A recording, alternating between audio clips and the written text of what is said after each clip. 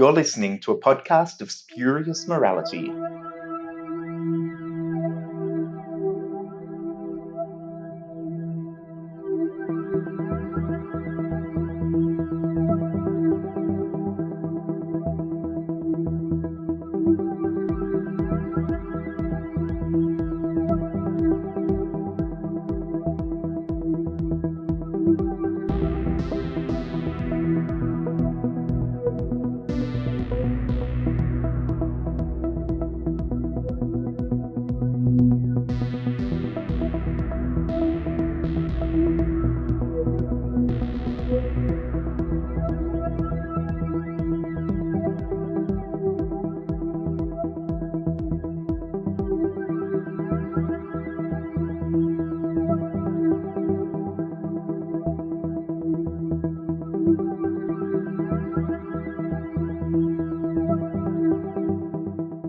Hello and welcome to a podcast of Spurious Morality. I'm Johnstone, and with me this week, returning this week, we have Jimmy. Hello. And we have Greg. Hello. And last week we left you at the end of Androids of Tara. We'd done just over half of the key to time, 2/3 of the key to time. So today we're going to do the last third, and we're going to talk about, does it work, does it hold up today?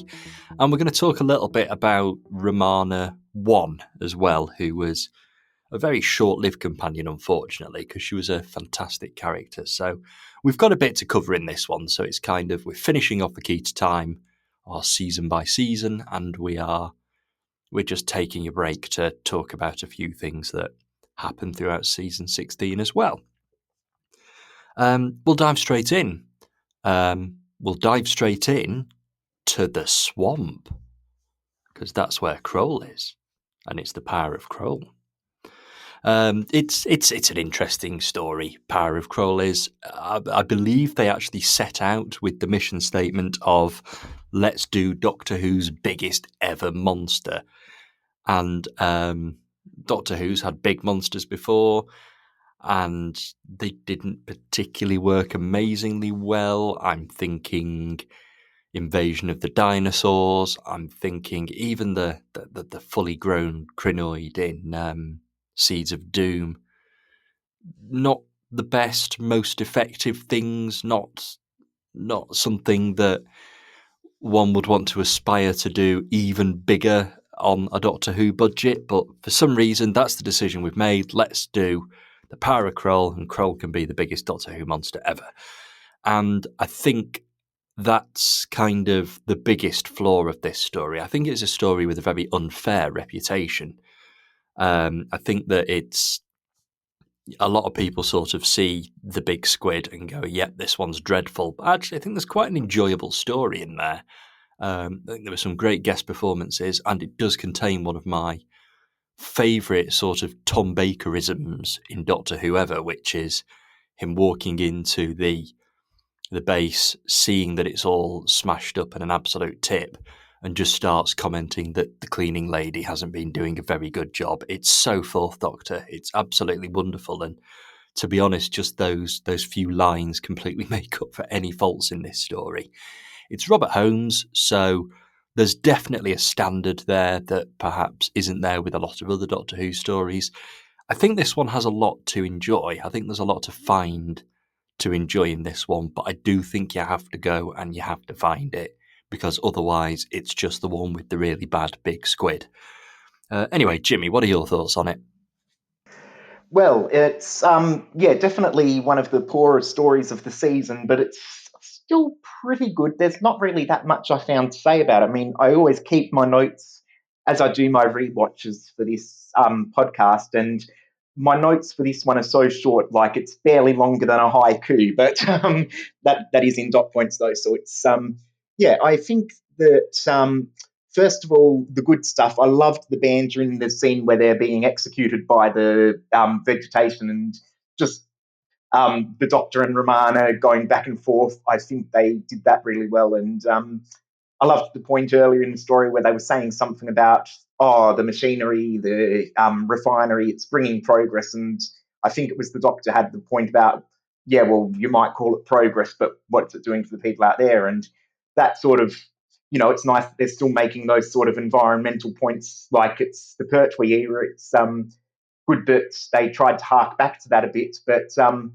yeah, for the most part, there wasn't that much more to say about it. I mean, the handling of the Swampies as primitives and that, like I mean, it's a bit dodgy and they don't really do sort of much with it. They don't really sort of have anything to counter it. Like, there's one of them who's slightly more receptive to Rom Dutt or whatever, but they're basically just generic people and it doesn't really work that well.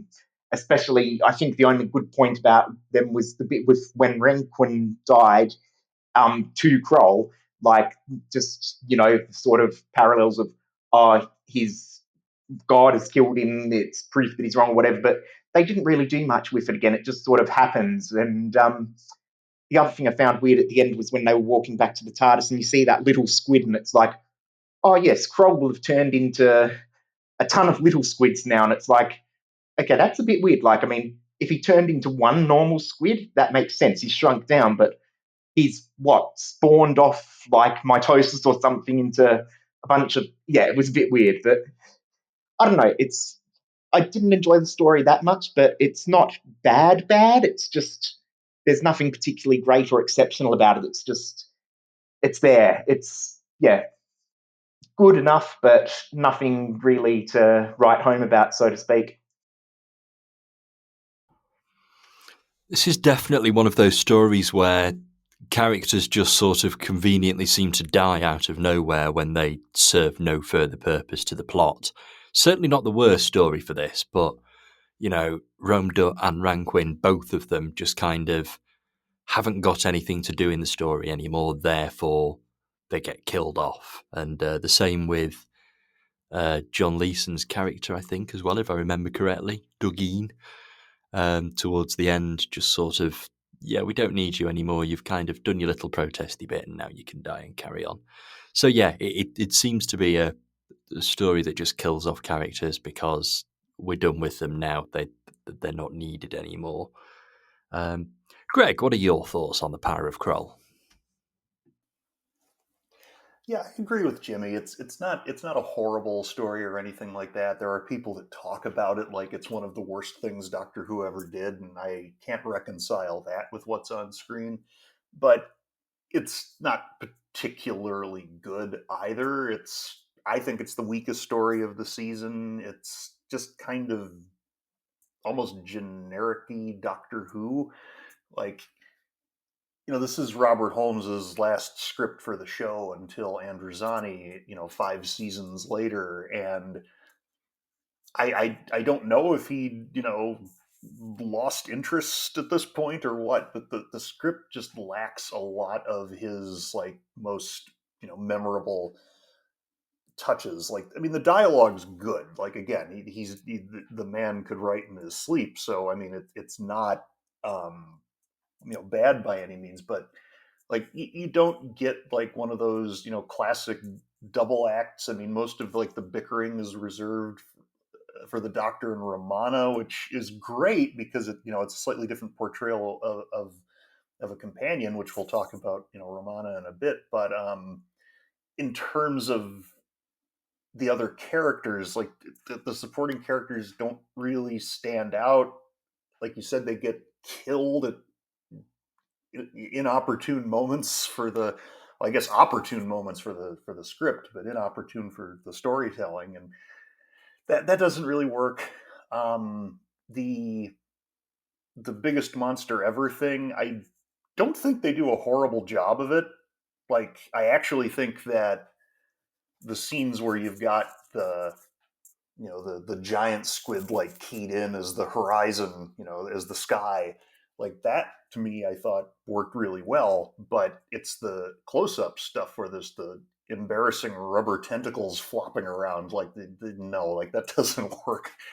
um it's I, if Kroll like ate the segment of the key to time, then like it like digested it or something and it became part of it, and then it turned into little squid. Yeah, that doesn't make sense either. I don't know. I just you can see like little instances of sparkle with this, but you say like this is a Robert Holmes story, and you're like, really? Like this? I mean, honestly, this seems more like a overambitious Bob Baker and Dave Martin story to me.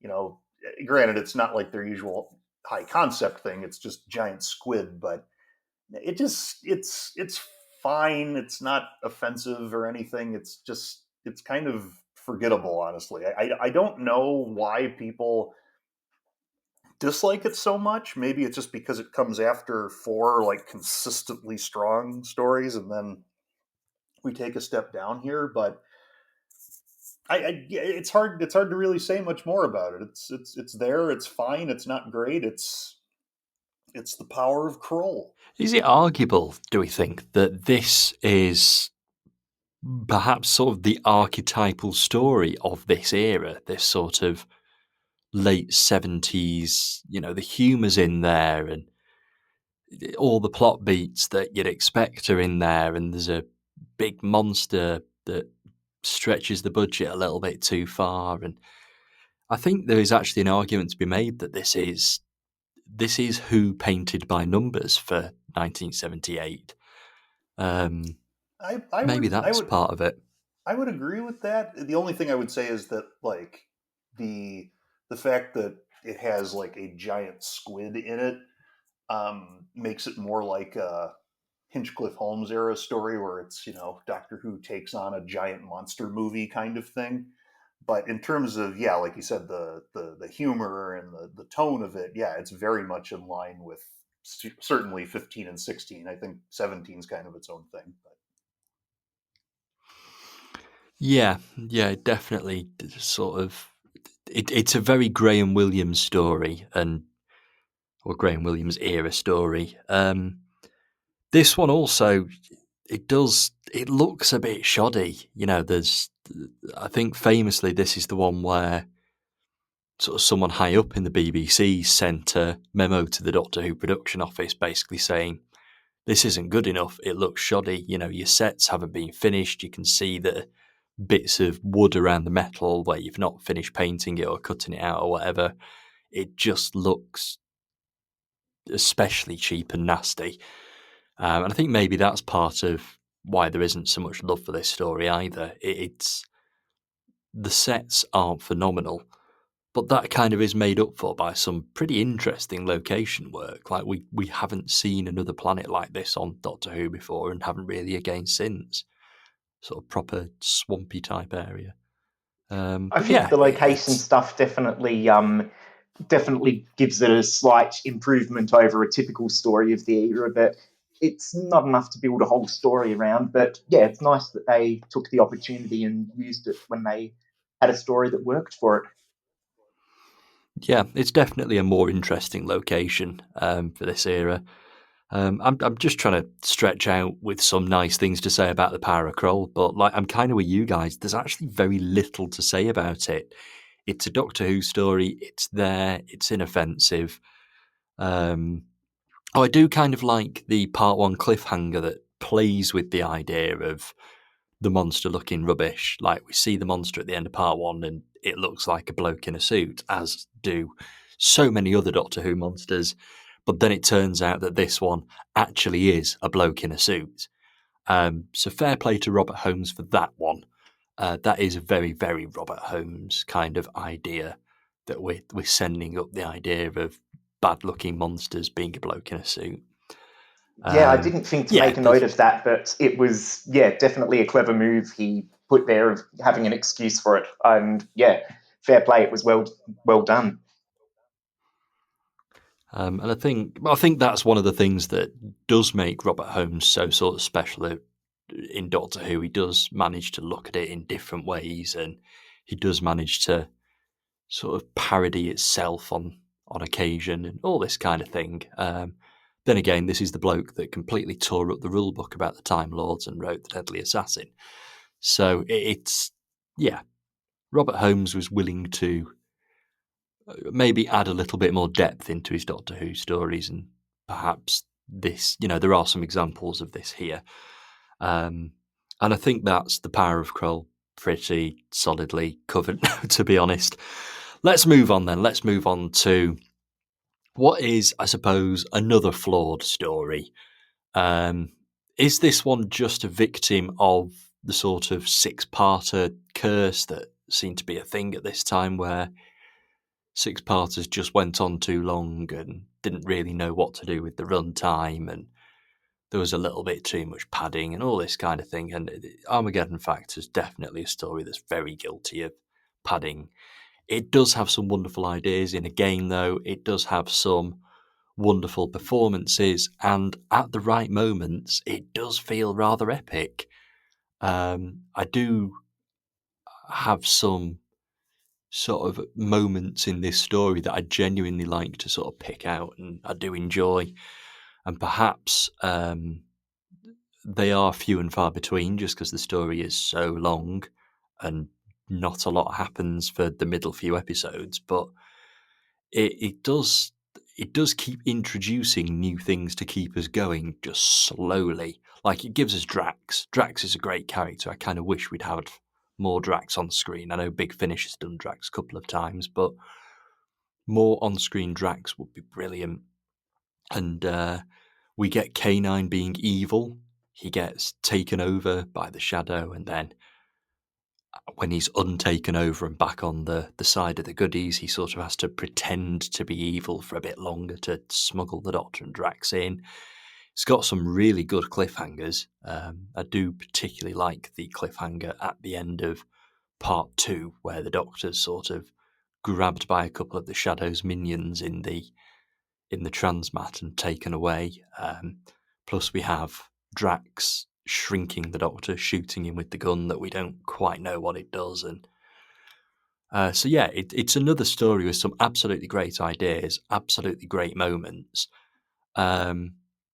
And it's arguably not too ambitious. It's a Bob and Dave story, but it doesn't seem to ask for more than the production team is capable of giving, I suppose. The idea that we're at the end of this war, where everyone is dead now and the planets are dead and it's all a total mess, and these are just kind of the last little bits of society trying to keep a war going, is a very, very, very good way of keeping the budget down. So maybe with this final joint effort, Bob and Dave actually managed to do a story that's not too much. It does have its flaws, as I've said, but I'm sure they'll be discussed further over the next few minutes. Jimmy, what do you think of the Armageddon Factor?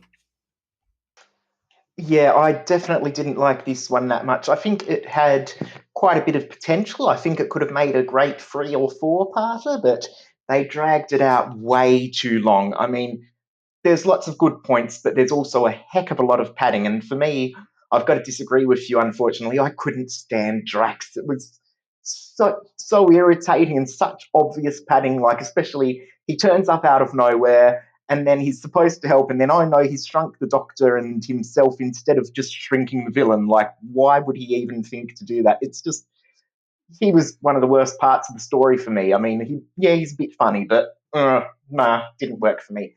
And I think the problem with the story for me was just the Shadow was not really a great parallel or opponent to the Doctor. It's just like, yeah, he's been there all along. He went to get the final segment, and then he's just sat and waited all season. Like, I'll get to it a bit later if we discuss the season as a whole later in the episode. But yeah, I think they could have done more with having a worthy opponent to the Doctor and a worthy parallel to him as his rival for the Black Guardian. And the Shadow just wasn't it for me. There is a lot of good stuff though. I'd have to agree with what you were saying about K9, especially when he's pretending to be still the evil K9 and he just can't act like he's so it's like it's really hard work when an actor has to portray being a bad actor. But K9, yeah, they absolutely blitzed that scene. I loved it. And there's a lot of other good stuff. I think the best parts for me were, I forget at one point where it was because I didn't write the whole thing in my notes, but someone basically says, "Oh well, what's it matter what happens to Romana?" And Tom's delivery of, well, of course it matters, just so absolutely furious. It was, yeah, one of his best line deliveries, I think, across his era. And it's nice to see how much Romana's grown on him over the season, from him being very reluctant of, oh, can't I just have K9?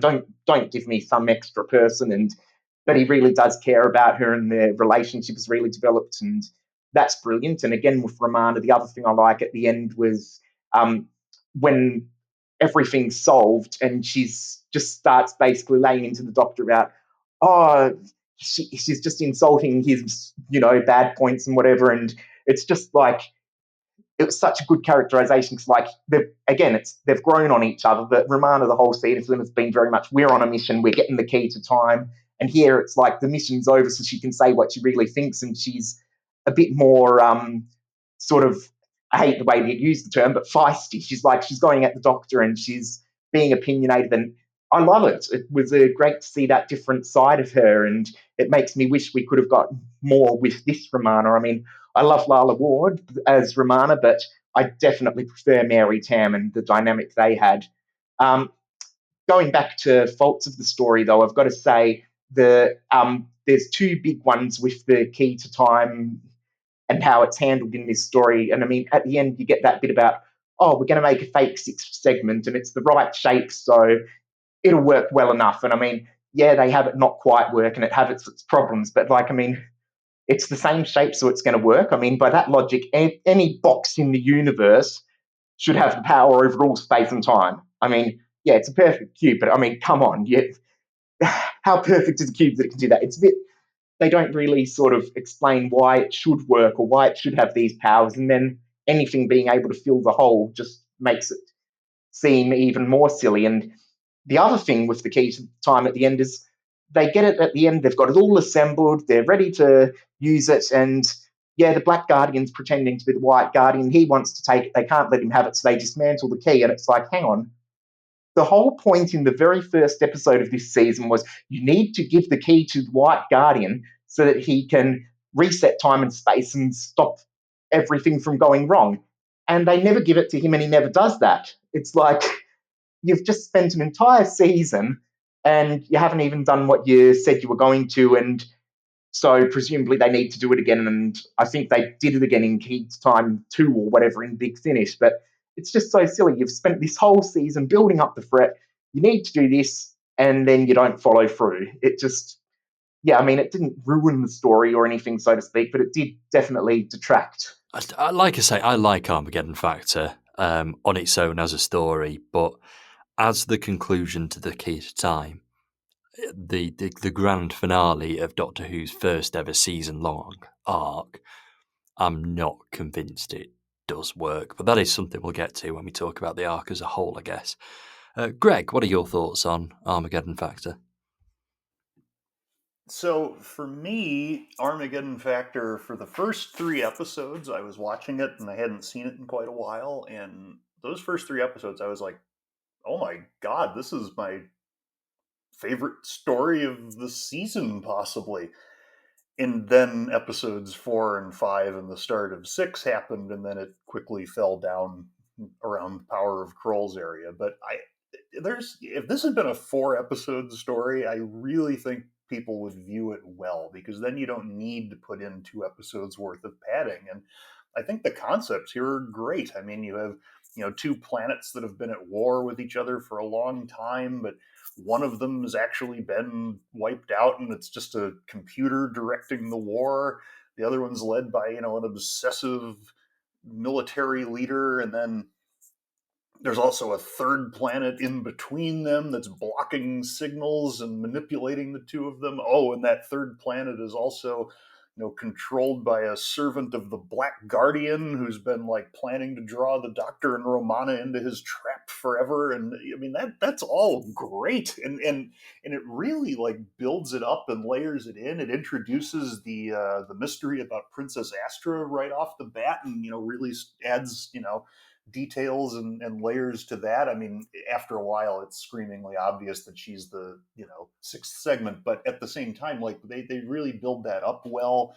Um, I, there's a little bit of padding in the first few parts, like the bit with they're going to throw K9 in the recycler, but like that still works. I mean, I really like the first half of this. It's just you can cut episodes 4 and 5 and almost not lose anything. I mean, Drax, Drax is fun. Like, he's funny. Like, he's enjoyable when he's on screen to me, but he he is completely extraneous. Like, you can cut him and you lose nothing other than that performance. Like, you don't you're like, oh, it's an old school friend of the Doctor's, and it's like, oh, well, maybe we'll learn something about, and other than apparently someone at least called him Theta Sigma.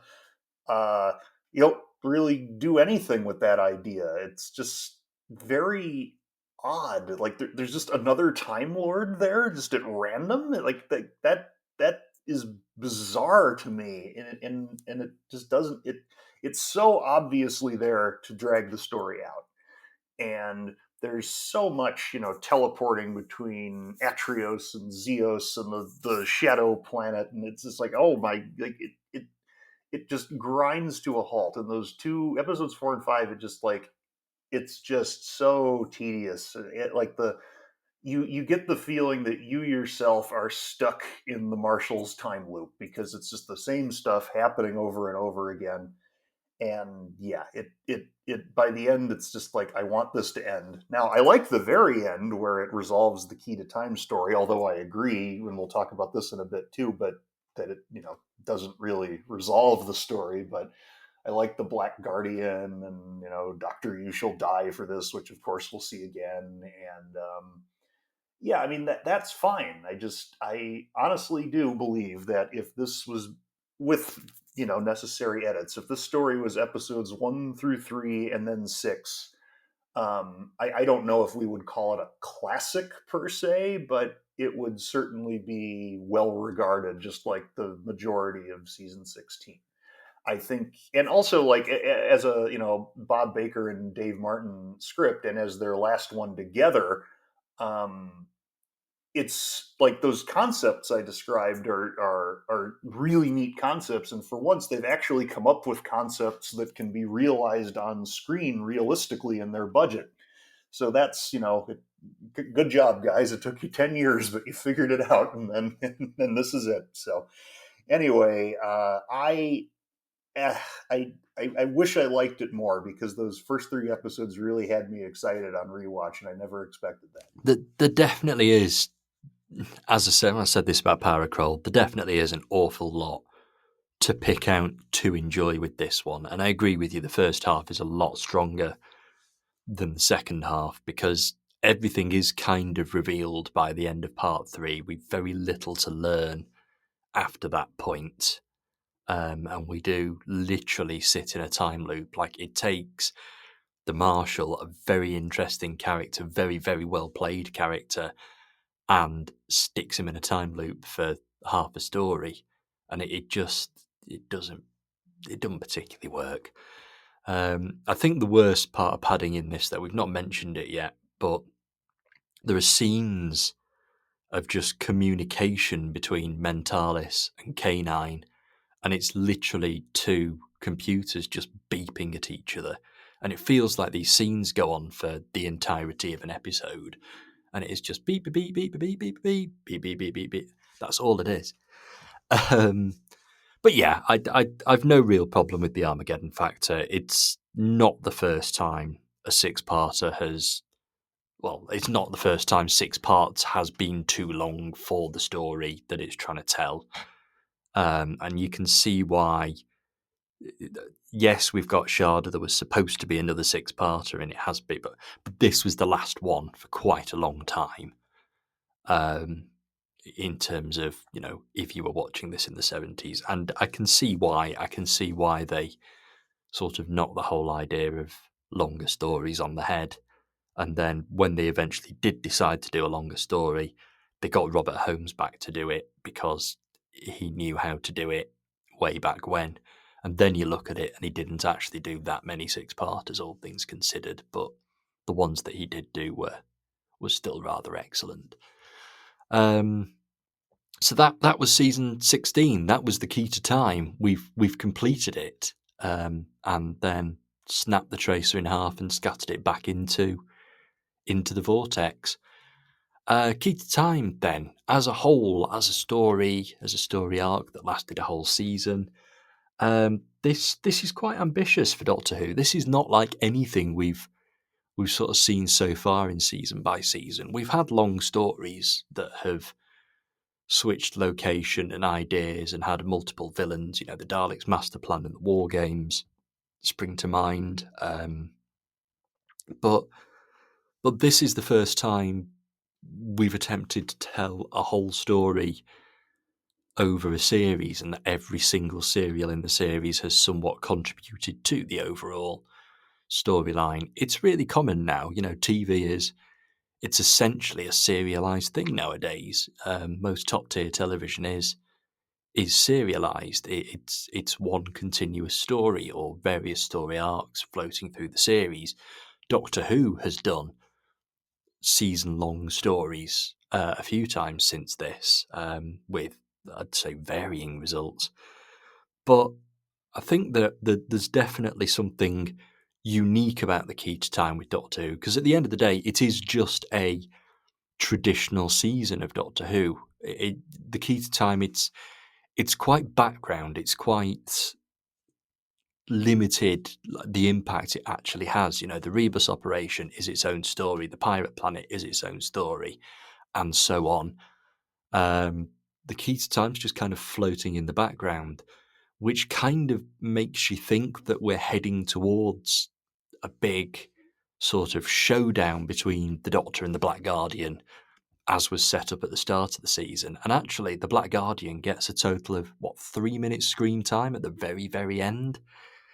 It's a slightly odd way to do it. And as we've all sort of commented, Armageddon Factor, or particularly the way it ends, isn't necessarily how you'd expect or even want a story like The Key to Time to conclude. Armageddon Factor, for the most part, is interested in telling its own story and not wrapping up this season-long storyline. And I believe that sort of the last bit of the last episode wasn't written by Bob and Dave. I think it was it Douglas Adams actually that wrote the sort of final bit.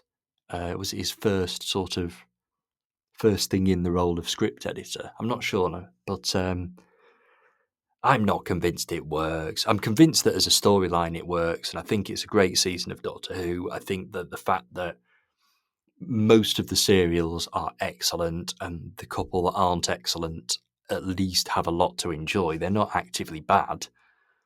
But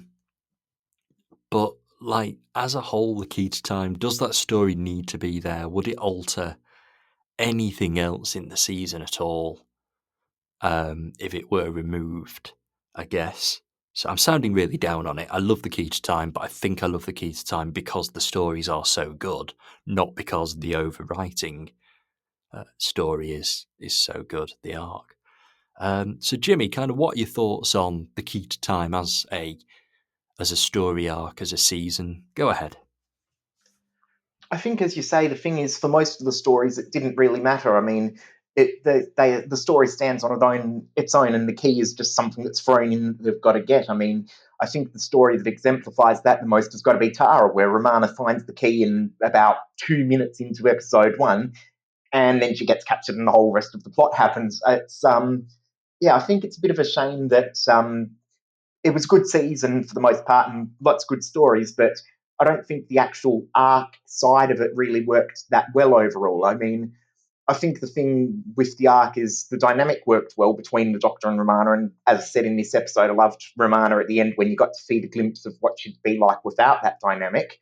But yeah, overall, I think it was just, you never got that sense of, oh, someone else is out there and trying to get the key. And I mean, they covered it pretty well with that whole, oh, I just went straight for the last key segment and you did all the work for me, thanks. But I think it could have been a lot better if they'd, played with the dynamic more and maybe, instead of getting this generic shadow figure who only pops up in the last story, like if they'd had someone like maybe they could have used Master or whatever, but have someone appear who is working for the Black Guardian as their rival trying to get the key, and build this dynamic across the whole season. But yeah, I think it was basically all the arc heavy stuff was like in the first episode of Ribos or the last episode of Armageddon Factor, and most of the season it really didn't have as much of an impact as it could or should. Yeah, I mean, as I say, I liked the season overall and I enjoyed it, but I think sadly, the idea had a lot more potential than actually got used in the end. And I think that was a bit of a shame. Yeah, it's definitely a great idea, but it's missing that consistent villain throughout. And I'm absolutely fine with the Black Guardian not showing up until the last 5 minutes. That doesn't matter. The White Guardian's only there for the first 5 minutes of Rebos. But we are missing that connective tissue in terms of a character. We could have had. I mean, the Master. You mentioned the Master. It's obvious, maybe a little bit too obvious, but this would have been a perfect point to bring back the Master. And let's face it, the Master from the Deadly Assassin and the Shadow are not too far apart in terms of design, speech patterns, even.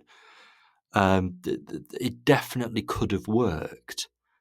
Also, the Master getting stuck in and messing about with the war between Atrios and Zeos, that's definitely the sort of thing he'd do. That's definitely a mastery plot.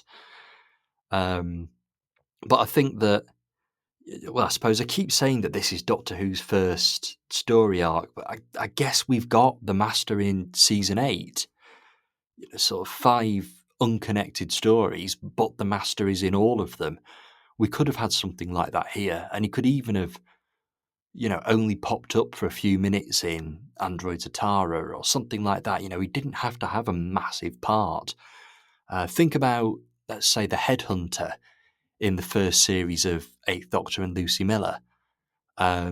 She just pops up, like there's something going on, and then she's kind of explained in the finale a bit better. She's a main character in the finale.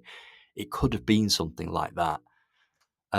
Also, we've got this idea that the 6th piece of the Key to Time is the 6th piece, the final piece. Like, do these pieces actually go in order? Like, was the first piece collected by the Doctor and Romana very specifically piece number 1? Like the idea that the Shadow has jumped forward to the end to piece number 6. Like, how did he know that would be the 6th one the Doctor and Romana got to? Is there some order that these segments go in? Is there any reason for that? Because the only thing that identifies it as the 6th piece is it's the 6th one that the Doctor and Romana get to, but we get all of the 6th princess of the 6th house of the 6th dynasty with Astra, and like why does the number 6 become so significant? Why wasn't the number 4 really significant in Tara, or 3 in Stones of Blood? So it feels as though it's got the foundations of a really, really good story arc, but they're not all necessarily there. Like the building's not there, the structure's not there. Greg, what about you? That's actually a really interesting point about the numbered segments of the Key to Time. I never thought about it that way, but that's absolutely true. Why is this one the 6th segment and not just one of 6 segments? Ultimately, the story arc is really just used as a driving narrative factor in the season. Like it's just, for the most part, it's just the reason why they go to these planets. You could tell all of these stories except Armageddon Factor with the Doctor just landing on a random planet, and you could do exactly the same thing and not have the Key to Time bit in it, and it would be fine. You could also do Armageddon Factor if you rewrote it pretty heavily, but yeah, I mean, so for most of the season, it doesn't really matter. It's just kind of a thing that's there in the background, and it gives them, like, narrative momentum. It gives them something to do. But Otherwise, I just don't think there's very much significance to it. It's clearly not thought out at all. They don't have any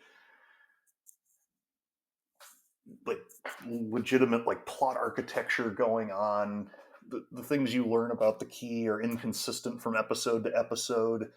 It doesn't work especially well. And then there's the whole issue that Jimmy brought up earlier, which was that at the very top of it, they tell you they need the key to time because the White Guardian has to stop time for a brief second and set things back in motion, or else the universe will be destroyed or plunge into chaos or something. And then that doesn't happen. Like the entire motivation for the search for the key to time is disregarded. Now, I mean, I've seen it argued that okay, really it was the White Guardian was never there. It was always the Black Guardian in disguise. The universe doesn't need to be paused. And like, yeah, that works just fine as an explanation, but there's absolutely none of that in the stories. Like that's not on screen. That's just headcanon. And yeah, it's sloppy. It almost feels like it was started like by different people than finished it almost, because by the end they're just like, oh god, what do we do? And then you get the randomness of Armageddon factor, and it's I don't think it adds anything, honestly. It's cool that, oh, this is the search for the key to time, but it's really insignificant. I mean, as a season long plot, like there's no serialization to it at all. It's just there. And yeah, I ultimately agree with your summing up of it, which is that I like this season. It's a very strong season on average, but the fact that it's the search for the key to time really doesn't have anything to do with that. Just going back to what you suggested there about the theory that it was the Black Guardian all along and the White Guardian wasn't involved. Why does he appear as the White Guardian at the start of Rebos, but then the Black Guardian with a white suit on at the end of Armageddon Factor? It kind of doesn't work, does it? So yeah, it's odd. Like I said, it's not on screen at all. That's just I've seen people use that as a headcanon explanation. So there you Yeah, go. if it was Valentin Dial in Rebos, then yeah, I'd be all over that. It's a great idea. In fact, you could even argue they showed it instead of telling it, which is absolutely fine. But that's that's not what they did. And you're right. It's just a case of they've not really thought it out. They've just sort of come up with an idea that's nice, and obviously they were thinking about the very, very pretty DVD box set that would be released 30 years later, and that's about it.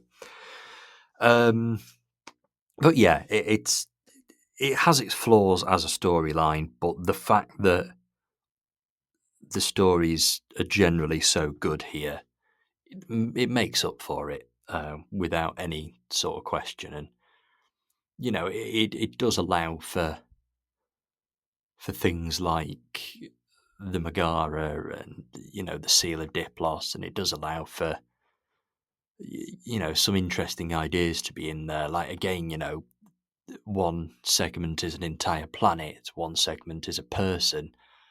It's interesting. These are big, interesting ideas, things that Doctor Who should be exploring, and I'm kind of glad that we have that. And maybe we wouldn't have got those just brilliant little moments without the idea of the key to time being there.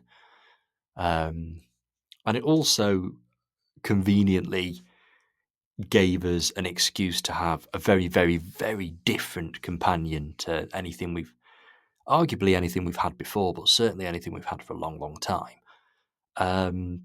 Which kind of brings us on to our final topic of discussion in this episode, Romana. Mary Tamm's Romana, the first Romana, absolutely brilliant character, brilliant companion. I love the idea that she starts off as this sort of very, very, very intelligent, but very, very, very naive character, and she does grow throughout the season. apparently Mary Tamm wasn't really happy because she felt there was a lack of development with Romana. But I genuinely think actually we have a companion here who is genuinely different in her final episode to how she was in her first, and has grown throughout the season. It's a real shame she's a one-season companion, because I do think that there was still room for development and movement, and the sort of rapport that the Doctor and the first Romana have it's a very, very unique companion relationship, Doctor companion relationship. Even, the second Romana, who was a bit more adventurous and that kind of thing, she won't boast that she's clever in the Doctor or she's done something better than the Doctor. She'll just kind of smile and go, "Oh well, I'm brilliant, aren't I?" It's yeah. I think we've got a really, really unique companion here, and it's in some ways a shame that she's kind of bound to the story arc that is the key to time. So, Jimmy, any words on the first Romana, on Romana 1? Yeah, I absolutely think she was a brilliant companion, and I think it's a real shame that this was her only season, and she regenerates basically in a side room off screen. It's yeah, your point about the actress having preferred that things being different and thinking there wasn't much development. It's a pity because I think you definitely can see the development, and as I said earlier, it shines through in that final bit where the crisis averted, the key's being done with, and Romana just sort of can open up a bit more and be herself and be a bit more harsh with the Doctor and less just, we've got a mission, we've got to do what we've got to do. And I think if Mary Tamm had stayed an extra season, that there would have definitely been a chance to shine a different light on their dynamic, and it could have been amazing. And it's something that frustrates me often with the extended universe stories, like whether in the books or some of the companion chronicles.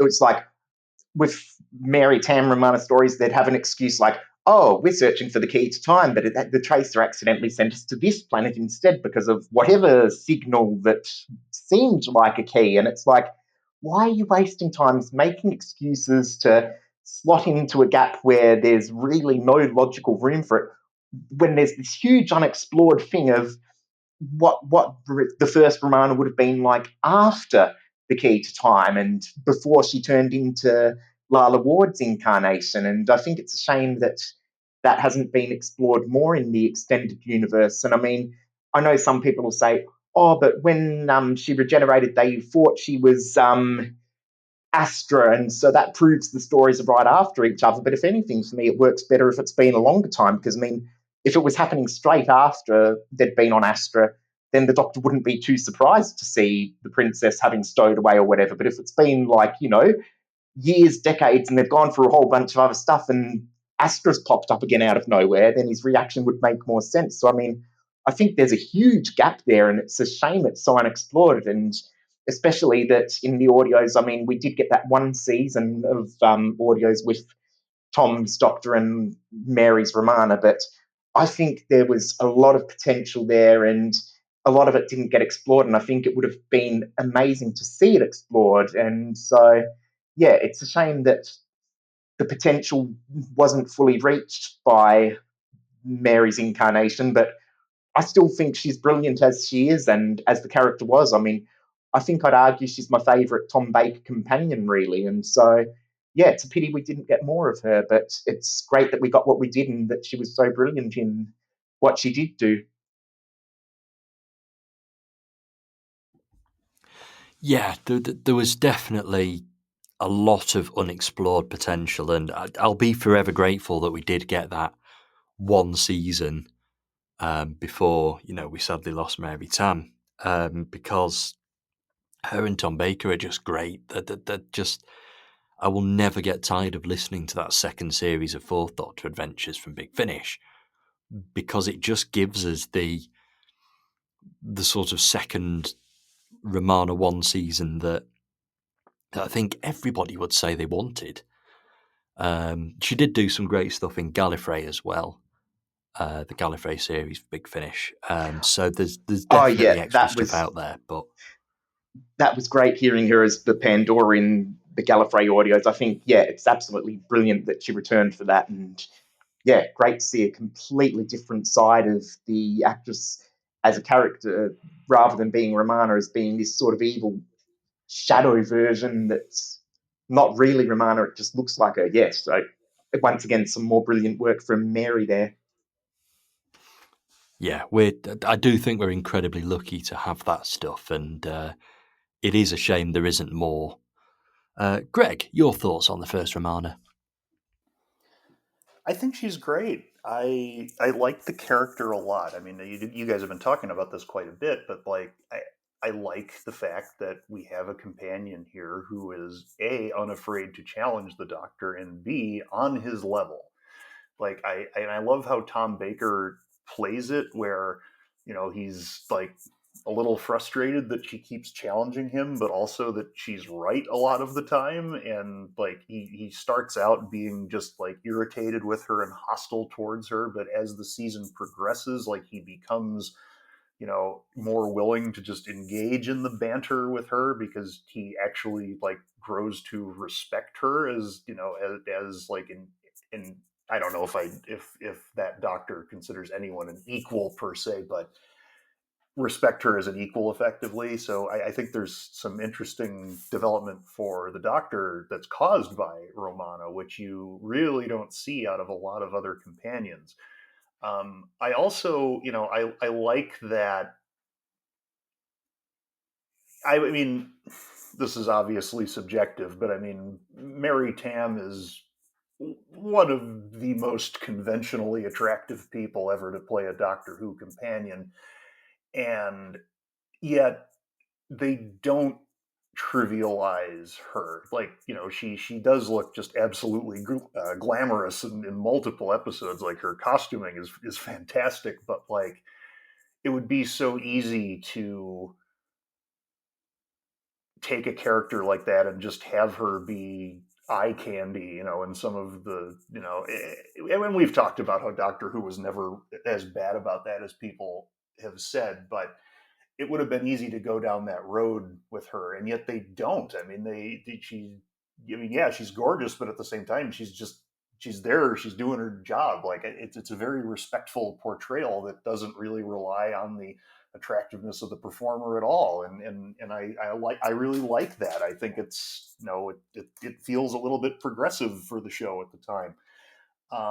But I mean, at the same time, I can understand why she was a little frustrated with it, because, like, even though there is that development over the course of the season, like, she is still like firmly in the companion role, and the Doctor is still, the lead, and he does need to rescue her, frequently and so on. She's not portrayed as helpless or anything like that, but even though like she's on his level intellectually, they're not portrayed as being just on the same level as characters. Like the Doctor is still more of a driving force than she is, and granted, I don't know that it would be realistic to expect like a companion to be the Doctor's equal in a narrative sense, but that might be more what she was hoping for, and it didn't quite get there. But I mean, that's in the grand scheme of Doctor Who companions, that's a minor complaint. Like it's a good actor playing a good character who actually develops over the course of a season,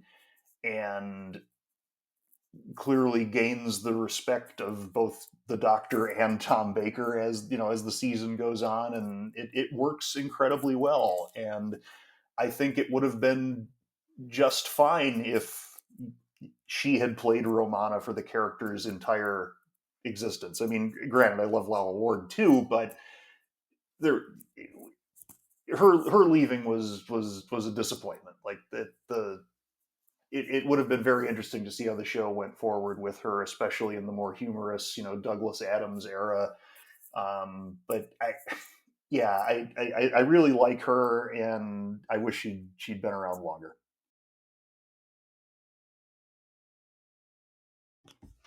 I do think it's a real shame that we've had two pretty rubbish companion departures on the bounce now, after how well Joe was done in The Green Death and after how well Sarah was done in Hand of Fear.